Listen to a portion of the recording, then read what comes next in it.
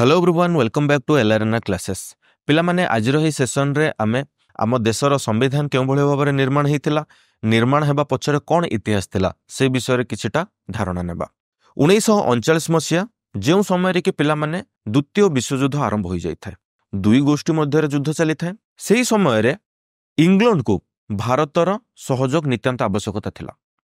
भारतीय मानकर अनिच्छा सत्त्वे मध्य द्वितीय विश्वयुद्ध रे भारतीय माननकु जबरदस्ती सामिल करा जायतिला। एही युद्ध रे सामिल हेबा पई बा सहयोग करिया पई भारतीय माननकु बहुत ही सारा ऑफर बा प्रलोभन देखा जाउथला। जेमिति कि पिला माने अगस्त ऑफर कथा हमें कहि परिबा, क्रिप्स मिशन कथा कहि परिबा, जेउ सबुथिरे एई भली भाबरे किछिटा ऑफर थिला। जेमिति कि आमे भारत को गोटे डोमिनियन स्टेटस प्रोवाइड करिवु किंबा भारतर जेउ सब लीडर अछंती बा नेता माने अछंती तांकु आमे मेजर कमिटी रे शामिल करिवु।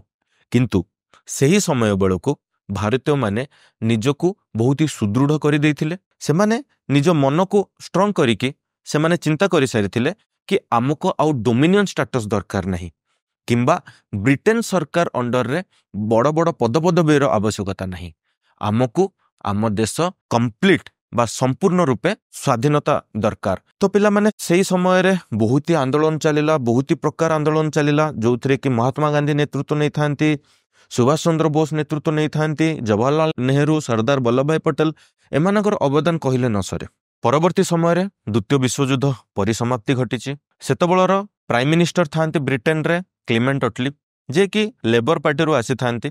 थरे भाव पिला माने दुईटी देश को चलाइबा बहुत कष्टसाध्य हो पड़ता सेतबेले इंग्लैंड पाई, कहीं युद्ध रे बहुत ही अर्थ एवं बहुत ही प्रकार असुविधा होता है। आपण माने मध्य जानि थांती। सेतबेले पिला माने 1946 मसीह रे कैबिनेट मिशन प्लान आसीथिला भारत को। सेही कैबिनेट मिशन प्लान अनुसार आम देश को स्वाधीन करा जिवो बोली दिन धार्य करागला एवं ताहा सहित आमर संविधान केउ भली भाबरे प्रस्तुति होबो तार मध्य रूपरेख सेठारे प्लानिंग करा जायतिला। 1946 मसीहा डिसेम्बर 9 तारिख रे दिल्ली ठारे आमर संविधान सभार प्रथम बैठक बसिथिला।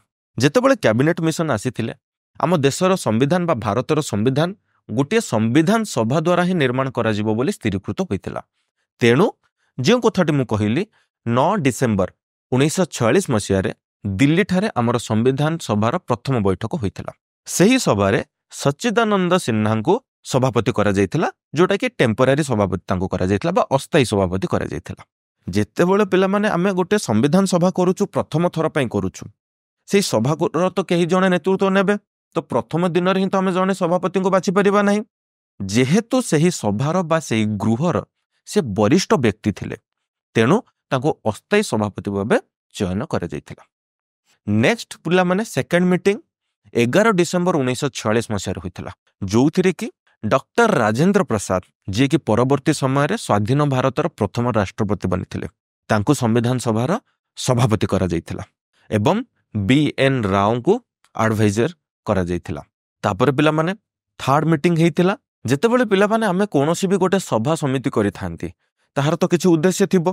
तो 13 डिसेम्बर 1946 मसीह रे सेही संविधान सभा को जवाहरलाल नेहरू जे कि स्वाधीन भारतर प्रथम प्रधानमंत्री परवर्ती समय रे हेइचंते सेही सभा को आसिले एवं बहुत ही सुंदर गोटे भाषण देले कि आमे एई जो संविधान सभा गठन करिचु बा एई संविधान सभार आगु को जाइके उद्देश्य कौन हबा को जाउछु एवं आमे केउ भली भाबरे एक संविधान भारत को भेटी देबा को जाउछु। सेही उद्देश्य रे निजर वक्तव्य रखिथिले एवं जवाहरलाल नेहरू बहुत ही सुंदर जने वक्ता बहुत ही सुंदर भाबरे से उपस्थापन मध्य करिथिले। जो भली भाबरे कि संविधान सभार समस्त व्यक्ति बा कर्मी माने उत्साहित हुअन्तु एवं केउ भली भाबरे गोटे भल संविधान आमे गढ़ी परिबा से दिगरे से काम करंतु। जो वक्तव्य 13 डिसेम्बर 1946 मसीह जवाहरलाल नेहरू संविधान सभा रखिथिले ताहा परवर्ती समय रे संविधान रो प्रस्तावना पालटी जाइछि। पिला माने आपण माने स्क्रीन रे वर्तमान देखि पारुथिबे समस्त पाठ्य पुस्तक रे एई प्रस्तावना बा प्रियम्बल थाए फ्रंट पेज रे बा फर्स्ट पेज रे। एही जो प्रस्तावना ताको कोन कहा जायतिला ना ऑब्जेक्टिव रिजोल्यूशन कहा जायतिला। यह तो थिला पिला माने हमर केउ भली भाबरे संविधान सभा निर्माण हेतिला एवं संविधान सभार केउ भली भाबरे मीटिंग हेतिला।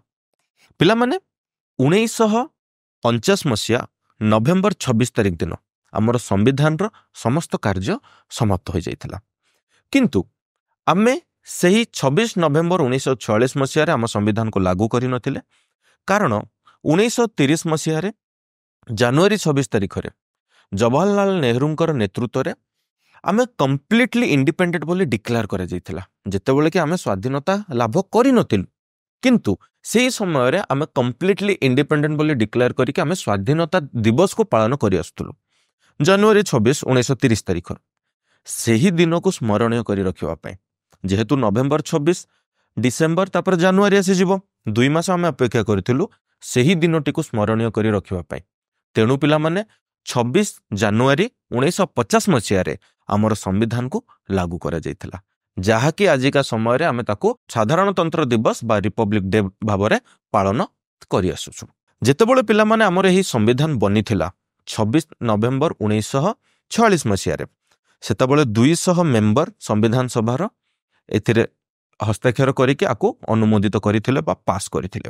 ସେତେବେଳେ ପିଲାମାନେ ଏହି ସମ୍ବିଧାନଟି 395ଟି ଆର୍ଟିକିଲ ବା ଧାରା, 8ଟି ଅନୁସୂଚୀ ବା ସେଡ୍ୟୁଲ ଏବଂ 22ଟି ଭାଗ ବା 22ଟି ପାର୍ଟକୁ ନେଇକି ନିର୍ମାଣ କରାଯାଇଥିଲା।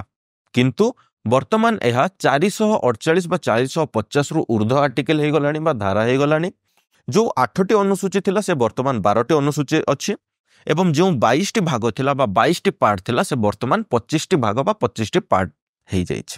ଏବଂ ପିଲାମାନେ ଏହି ଆମର ସମ୍ବିଧାନ ବନେଇବା ପାଇଁ ଆମକୁ ପାଖାପାଖି 2 ବର୍ଷ 11 ମାସ 17 ଦିନ ବା 18 ଦିନର ସମୟ ଲାଗିଥିଲା, ଯେଉଁଥିରେ କି ପିଲାମାନେ ଆନୁମାନିକ 64 ଲକ୍ଷ ଟଙ୍କା ଖର୍ଚ୍ଚ ହୋଇଥିଲା। ତ ଏହିଭଳି ଭାବରେ ପିଲାମାନେ ଆମର ସମ୍ବିଧାନ ନିର୍ମାଣ ହୋଇଥିଲା। ଆଶା କରୁଛି କି ଆଜିର ଏହି ଭିଡ଼ିଓରେ ଆମେ ଯାହା ବି ଇନଫର୍ମେସନ୍ ଆପଣଙ୍କୁ ସେୟାର କରିଛୁ ଆପଣଙ୍କୁ ପସନ୍ଦ ଆସିଥିବ। ଯଦି ପିଲାମାନେ ଆପଣ ଚାହାନ୍ତି କି ଏହିଭଳି ଭାବରେ ଭିଡ଼ିଓ ଆହୁରି ଅଧିକରୁ ଅଧିକ ଦେଖିବା ପାଇଁ, ତାହେଲେ ଆମର ଚ୍ୟାନେଲ LRNR କ୍ଲାସେସକୁ ସବସ୍କ୍ରାଇବ୍ କରନ୍ତୁ। ଏହି ଭିଡ଼ିଓକୁ ବହୁତ ମାତ୍ରାରେ ଆପଣଙ୍କର ଫ୍ରେଣ୍ଡସ୍ ଆଣ୍ଡ ଫ୍ୟାମିଲି ମେମ୍ବରଙ୍କ ସହିତ ସେୟାର କରନ୍ତୁ। ଏଣ୍ଡ ଯଦି ପିଲାମାନେ ଆଜିର ଏହି ଭିଡ଼ିଓଟି ଆପଣଙ୍କୁ ଭଲ ଲାଗିଛି ତାହେଲେ ତଳେ କମେଣ୍ଟ ନିଶ୍ଚୟ କରିବେ। ଏବଂ ଆଜିର ଏହି ଭିଡ଼ିଓଟି ଦେଖିଥିବା ପାଇଁ ବହୁତ ବହୁତ ଧନ୍ୟବାଦ।